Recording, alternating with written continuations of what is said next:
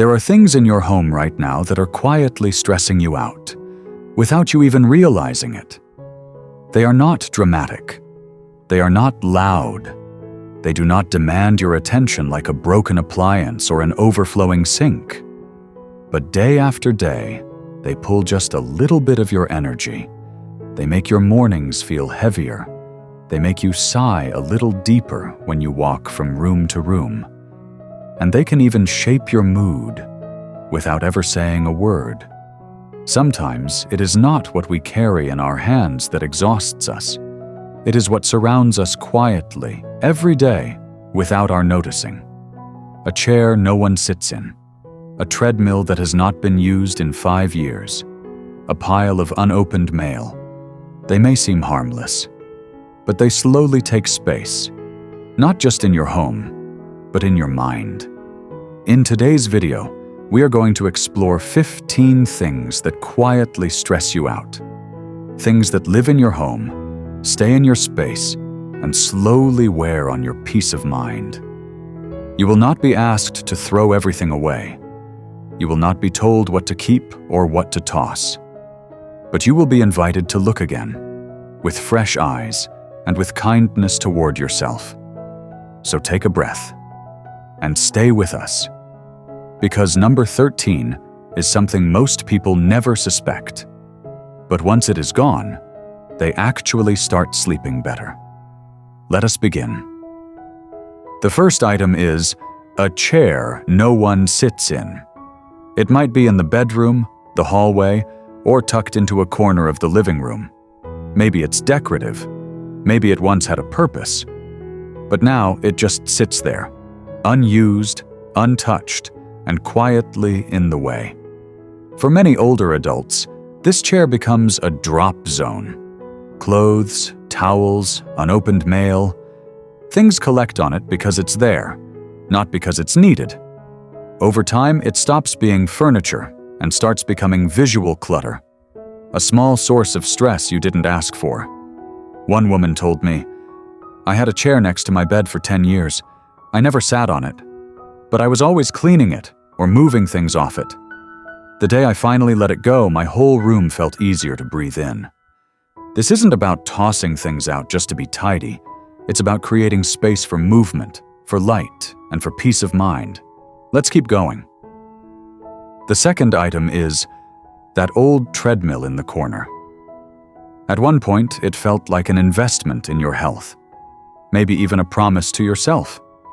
But now, it's just there, covered with jackets, holding bags, or silently reminding you of something you haven't done in a long time. One man I spoke with kept his treadmill in the living room for nearly 4 years. He never used it once, but every time he walked by, he felt guilty. He told me, "It was like it was judging me." When his daughter gently suggested he donate it, he hesitated. But once it was gone, he felt lighter, not just in the room, but inside himself. We often keep these things because we spent money on them, or because we still want to believe we might use them again. But sometimes, letting go is the healthiest thing we can do. So, ask yourself honestly, when was the last time you actually used that equipment? And how would it feel to replace it with a chair, a plant, or simply space? Now, this next item might seem harmless, but for many, it's something they dust every week, without realizing it hasn't brought them joy in years.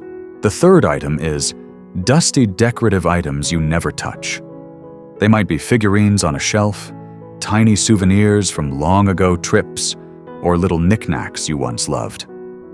But now, they're just sitting there, not adding beauty, not bringing joy, just collecting dust, and collecting energy every time you have to clean around them. One woman shared that her glass shelf took her nearly 40 minutes to dust each week. "I didn't even like half the things on it anymore," she said. "I was just used to seeing them there." When she finally packed away the ones that no longer meant anything to her, she felt relief, not regret.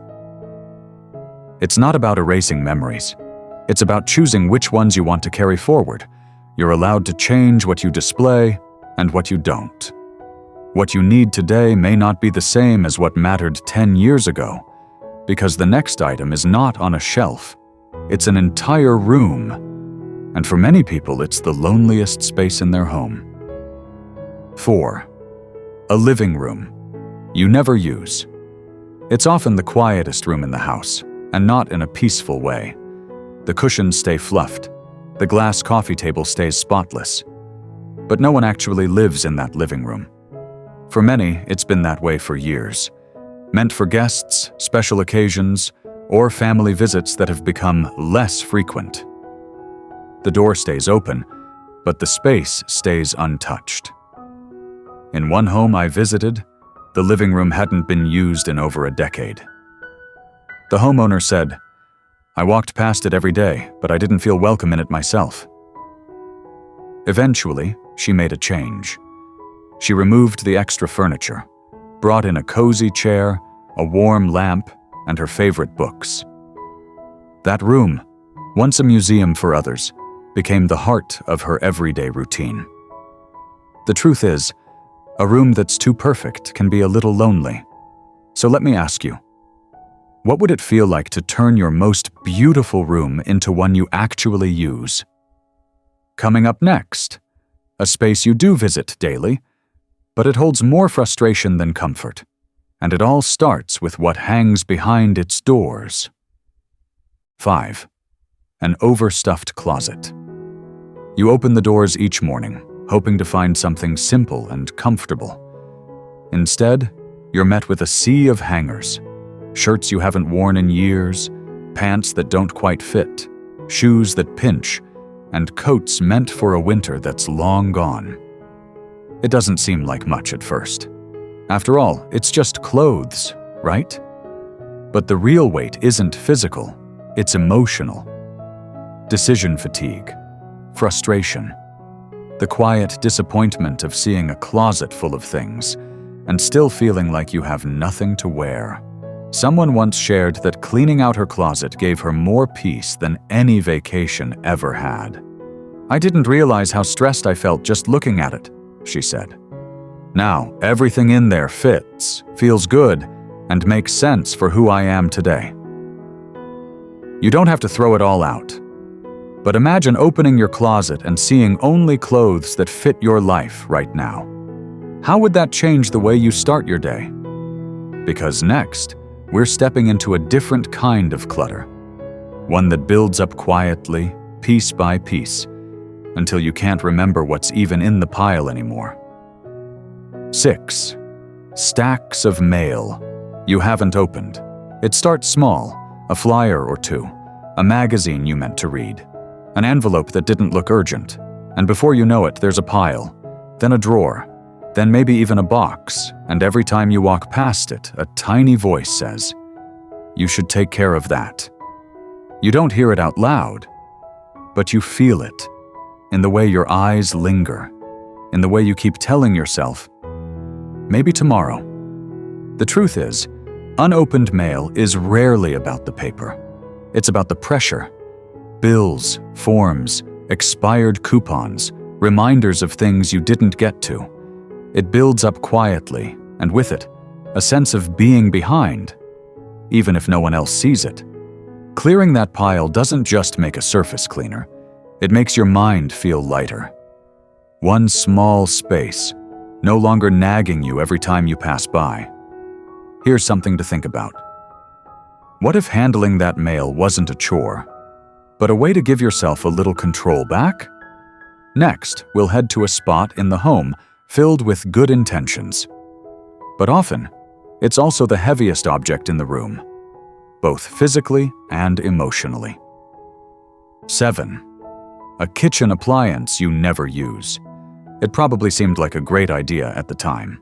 A slow cooker, a bread machine, a juicer, something that promised healthier meals, easier dinners, or fresh habits.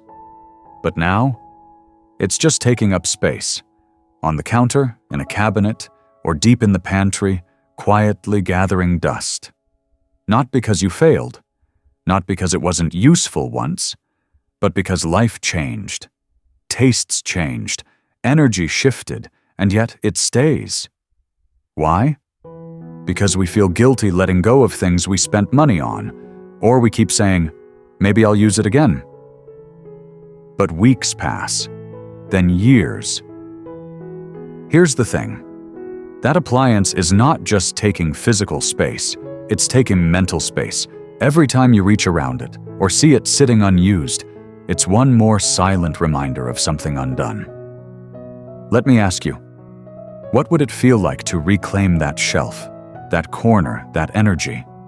Because next, we'll look at something even smaller, but it has a way of making your entire living space feel more chaotic, especially when it was never meant to take up so much room. 8. A toy shelf that's no longer used. At some point, it made perfect sense. A little shelf in the living room or a basket in the corner, filled with toys for the grandkids. It was a way to make them feel welcome, to keep them close even when they weren't around. But time moves on. The kids grow up, they visit less often. And what used to be a space for joy quietly becomes a space for clutter. Scattered toy cars, stuffed animals, books no one reads anymore.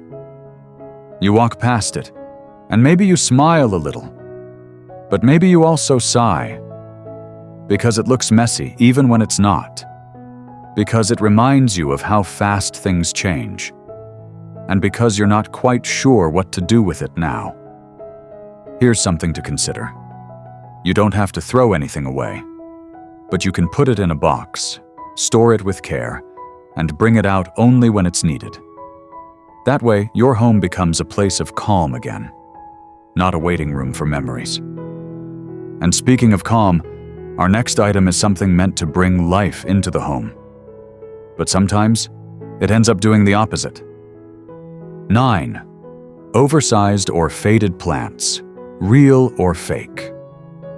A good plant can make a room feel alive. A touch of green by the window, a little life in the corner. It changes the energy of a space. But when a plant is too large, or no longer healthy, or if it's a fake one that's faded and covered in dust, it stops adding beauty and quietly starts adding stress. You might not even realize it at first. You walk around it. You avoid bumping into it. You keep meaning to clean the leaves. But it becomes one more thing in the way, one more object that makes the room feel heavier. Someone once described it this way. I wasn't taking care of the plant anymore. I was just avoiding it. That's the moment to pause and ask, is this still bringing me joy? Or is it just something I've been stepping around for years? Because your home should feel fresh, not like something you're constantly managing. And next, we're heading into the kitchen. But not the messy part. We're going to open a cabinet most people avoid because of what's hiding behind those bulky kitchen doors. 10. Bulky kitchen appliances. You never use. Every kitchen has at least one. Maybe it's a bread maker or a deep fryer or that oversized blender that promised to change your mornings. For a while, it may have even done just that. But now, it sits in the back of a cabinet, on a high shelf, or on the counter, untouched. You reach around it when cooking. You wipe dust off of it every so often. But you don't use it. Not really. This isn't about waste or regret. It's about how things quietly overstay their welcome in our lives. One small appliance might not seem like much, but when it sits in the middle of a space that's meant to support your daily routine, it becomes a little obstacle you have to work around. And every little obstacle adds up. What's tricky is the guilt. I spent good money on this. It still works. I might use it again someday. Those are all fair thoughts. But here's another. What if keeping it is costing you more now than letting it go? I once spoke with someone who had an enormous slow cooker tucked into a kitchen cabinet. She hadn't used it in 6 years. Not once. But every time she opened that door, she saw it. She sighed. She moved it aside to get to something she did use. And that moment, those few seconds, became part of her daily rhythm of frustration. Eventually, she passed it on to a neighbor who actually needed one. And she said afterward, "It felt like my whole kitchen exhaled." This isn't about giving things up for the sake of it. It's about asking yourself an honest question. Is this helping me live well right now? And if not, what would I gain if I made a little more space? So, take a moment. Think about your cabinets, your counters, and the corners of your kitchen. Is there one item you're holding on to that no longer serves your needs or reflects how you cook today? Because up next is something that isn't tucked away in a cabinet at all. It's right in the middle of your home, and chances are it's larger than it needs to be, and far more in the way than you realize. 11.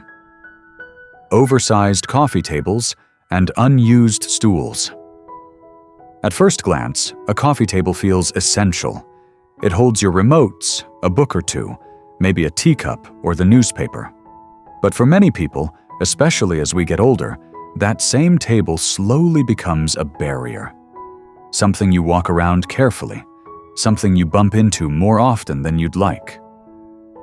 And when it's oversized, it takes up more than just floor space. It takes away freedom of movement, clear sight lines, and in many cases, peace of mind. Some tables are so low and wide that vacuuming around them becomes a chore. Their sharp corners are just waiting for a shin to bruise. And let's be honest, how much of what's on that table do you actually use every day? Or has it slowly turned into a drop zone for things you meant to put away? The same goes for stools or small chairs tucked along the wall, meant for guests who rarely sit, or just in case. Over time, they're not seats, they're clutter. One friend told me she removed her coffee table entirely for 1 week, just to test how it felt. She said, "I kept waiting to miss it, but instead I noticed how easy it was to walk through the room. I didn't bump into anything. My grandkids had room to play, and the whole space looked brighter." You don't have to toss it. But try this. Remove it for a few days. See how the room feels. See how you feel. Because next, we're looking at a piece of furniture most people still have from decades ago. It's heavy, takes up half a wall, and often holds memories, wires, and gadgets from another time. And for many, letting it go is the moment they finally feel their living room breathe again. 12. Large wall-to-wall entertainment centers. There was a time when these were the pride of the living room. Solid wood, dozens of shelves, a place for the television, the DVD player, the stereo system, family photos, and maybe a fake plant or two. It anchored the whole room. But today, most of the devices it once held have disappeared. The television is probably mounted on the wall now. DVDs have been replaced with streaming. Speakers are smaller, wireless, and easier to move. What remains is a massive piece of furniture, often dark, often heavy, and quietly stealing both physical and emotional space. It blocks light, it crowds your walls, it's hard to clean behind, and in many cases, you're not even using most of what it holds. Someone I spoke with recently said it took her years to finally part with hers. "I thought I needed it," she said. "But once it was gone, I realized how much it had been looming over the room. I put a small bookshelf in its place and added a reading chair by the window. That space became my favorite part of the house." We don't always notice how furniture affects our mood until it's gone. Then we feel it. The air seems lighter. The light spreads farther. You move through the room with more ease, more freedom. So let me gently ask, is that large entertainment center still serving your daily life? Or is it quietly holding on to a version of your home that no longer fits who you are today? Next, we're stepping out of the living room and into a more personal space. Your bedroom. And there's one piece of furniture there that looks lovely in magazines, but might be doing more harm than good. 13. A bench or sofa at the foot of the bed. In magazines and home shows, it looks elegant. A bench at the foot of the bed, maybe with a throw blanket folded just right. A small pillow. It gives the impression of luxury and comfort. But in real life, it's often something else entirely. For many older adults, that bench becomes one more thing to work around. It makes changing the sheets harder. It blocks the space you need to move freely. Sometimes it collects laundry or clothes you meant to hang up. And before you realize it, what was meant to make the room feel cozy just makes it feel cramped. One woman shared that every morning, she had to slide sideways just to walk between her bed and the bench. She kept it for years because it looked nice. But once she moved it out of the room, something shifted. The air felt calmer, the floor easier to clean, her mornings less rushed. It's a small piece of furniture, but it has a big impact on how you begin and end your day. Bedrooms should feel like a retreat, a place to unwind, to breathe, to move gently. Not a place where you're stepping over or around furniture that's not truly serving you. So ask yourself, does that bench still have a purpose in your daily life? Or is it just filling space? Next, we'll look at an item often placed in small hallways or bathrooms where it seems helpful at first, until you realize it's adding more risk than comfort. 14. Extra chairs in bathrooms or narrow hallways. At first, it seems like a practical idea.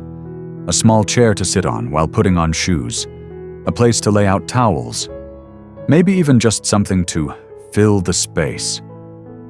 But in a tight hallway or a small bathroom, even one extra chair can quietly get in the way, day after day.